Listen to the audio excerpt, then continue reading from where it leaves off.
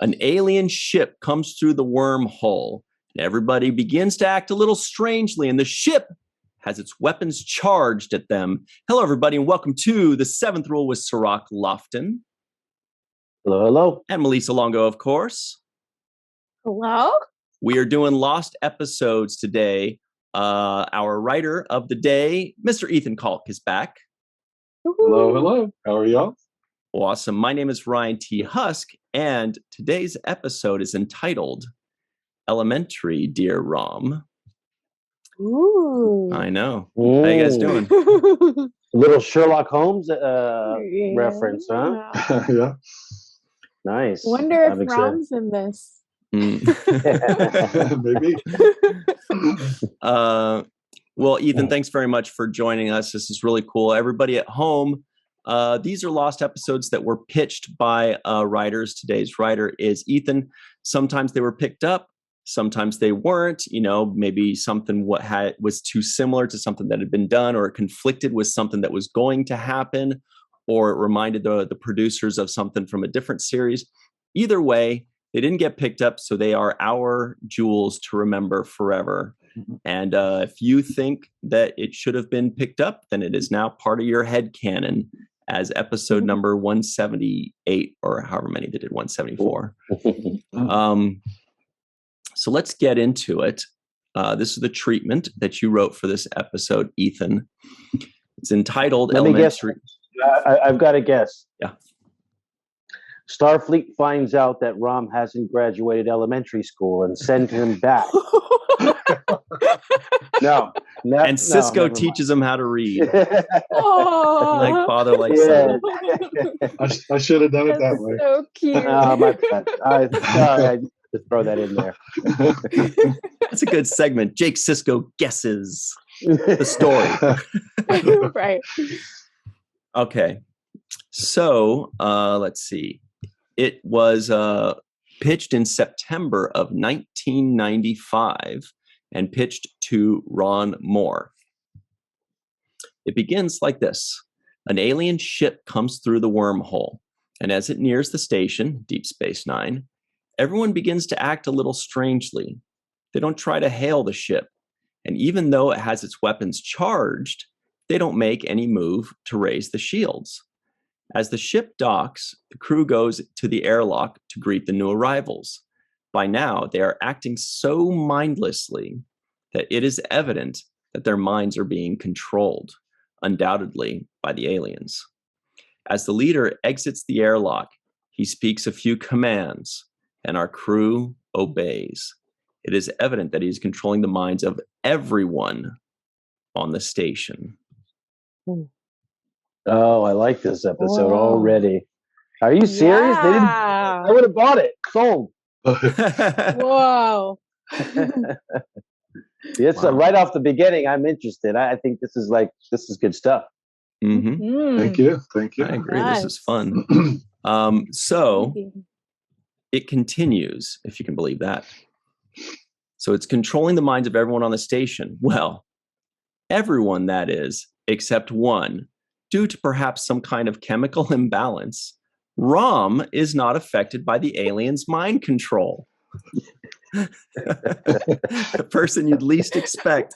He's like, why is everybody acting so stupid? His brain is always so busy that he doesn't have time to focus on the mind control guy. Yeah, and I could see that he would be the guy to figure it out. Like, brother, why are you doing this? Those kinds of suspicions would get him to figure things out. Totally. He's like looking at Quark like, why are you giving away free drinks? Yeah. This is great. I mean, it feels like it writes itself, and this premise is so good. Like we're already laughing as to all the ways it could go. Yeah. Did you have any idea as to what kind of alien? It's probably just an alien of the week, a bottle episode that they can just do with forehead pieces or something like that, right? Probably so, since I don't think any of our normal alien races who we've seen could probably do that. So yeah, it was just alien of the week. Mm-hmm. Great. It gives the producers the freedom to just kind of do what they want with it. Mm-hmm. Yeah, and I like the way you wrote the intro too, where it's like I can see them in ops saying, "Captain, ship appears on the screen. It's locked and loaded, ready to go." And everybody's still just acting very calm about it. Like, oh, welcome in, open docking bay 3 and let them arrive. And, like, I can see that playing out, like Brian was saying. I could totally picture like Major Kira saying, Captain, they've got their phasers locked on us. And Cisco goes, ah. and we're like, uh-huh. And they go, all right. Yeah, all right. and what you've been saying something, Captain, should I let them, just something that he wouldn't say that would be like a more welcoming kind of gesture, not questioning whether the fact that they might be under attack. So I do like this opening right away off top. Totally. It's got me saying. Totally. Yeah, Worf is like, we should go greet them. Yeah. Bring them some new friends. Yeah. Okay. So it takes Rom a while, of course, but he eventually gathers something unusual is going on and eventually notices that the crew is being controlled. So he sets out on his own bumbling sort of way to find out who is controlling them and what, if anything, he can do to stop them. As he begins to move nervously about the station, the alien leader begins to realize, though the minds of Cisco and the others, that should be through. Typo, through the minds. Got it. The alien leader begins to realize through the minds of Cisco and the others that there is someone whom he is not controlling. He sends his own people out after Rom, but with his knowledge of the station, he manages to elude them. So it's kind of like a cat and mouse game at this point. They're like, okay, there's somebody that's not being mind controlled, and Rom is just like slinking through the corridor, going,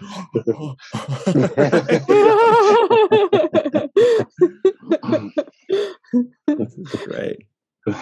Yeah. And I would like to also see, like, which characters are being mind controlled and to what degree, like those kinds of things. Like, how is Chief O'Brien acting different? Like, what kind of changes are in his character? So those kinds of things, and what he's being tasked to do. So I'd like to know, like, there might be something clues in the tasks. Mm-hmm. Right. Yeah, and if their movement changes too, the way they move, are they more like soldiers, mind soldiers? Mm-hmm. Or like zombie, or like zombies, yeah. Right. Or if they're just acting totally like themselves, except they're not making any sense. Yeah. Right. Yeah. I don't think I thought about that. Probably not the zombie robotic type soldiers thing. I don't think that ever came into it. Yeah. Okay. This is a really smart way to pitch. It seems it's like you don't try to beat the people over with details. You want to plant an idea. And then if they ask you, if they say, well, how do you envision this? You say, oh, I don't know. I was thinking maybe something like this or something like that. Exactly. And then this way it gives them the liberty to just take the idea and run with it. Mm-hmm. And then it's their idea as well. And that helps sell it too, I think. Collaborative. Yeah. Yeah. Okay. So we're talking about the leader of the aliens. He sends Cisco, Worf, Kira, and the others, since they know Rom and the station better than his people.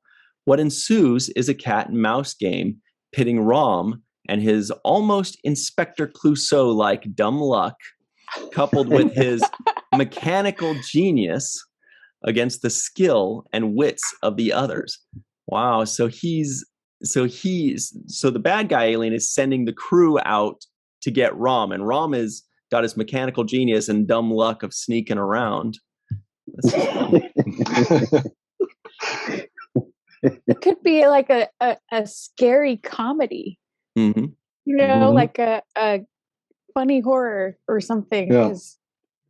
that, I mean, the crew coming after you is really scary. Yeah. But Rom makes it funny. So Right. And I thought there could be all kinds of hilarious happening things in this. So, yeah.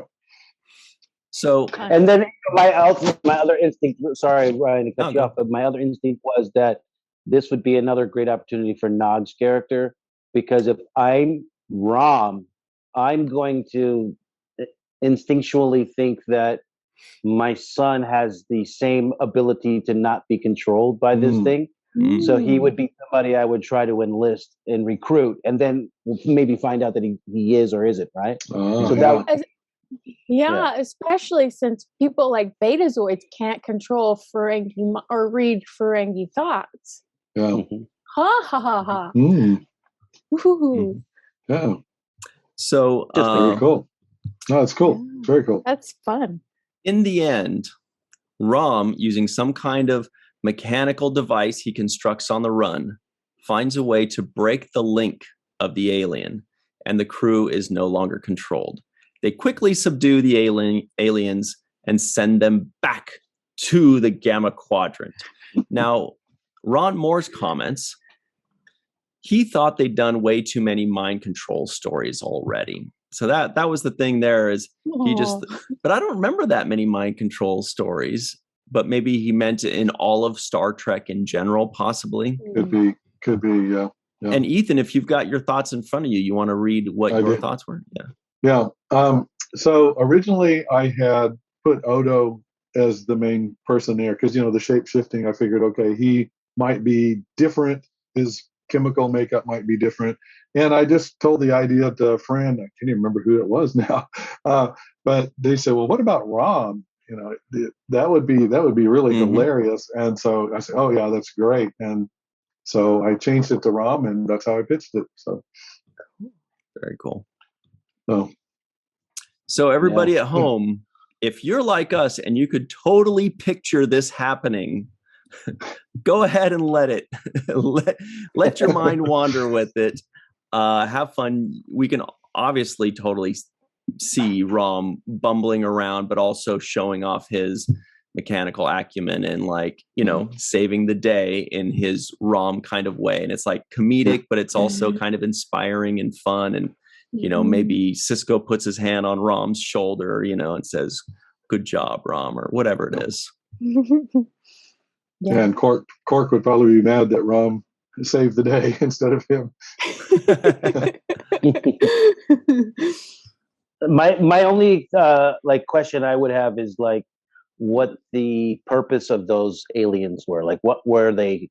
Were they trying to get some technology? Were they fleeing? Something else?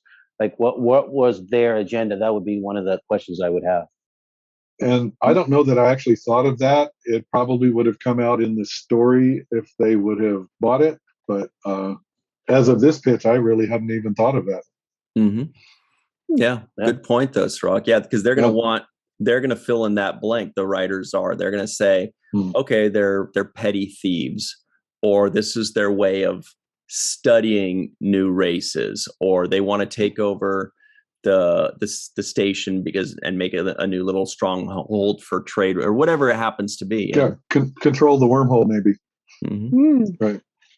Yeah, I like my ideas were going against maybe they were people who were powerful enough to resist the Dominion and that's my question. And the Jemadar, and and maybe they were enemies of the Dominion. And that there was something to that too. Maybe there was some kind of knowledge to be gained by knowing what their power source is, and or maybe something like that about the Dominion and the connection there. True. Are they allies or enemies of the Dominion? That's a good question. Yeah. Right. All right. Well, thanks very much, Ethan. This is another great one. Really, really cool. Thank you. We appreciate you taking the time to join us and also to send over this really cool stuff.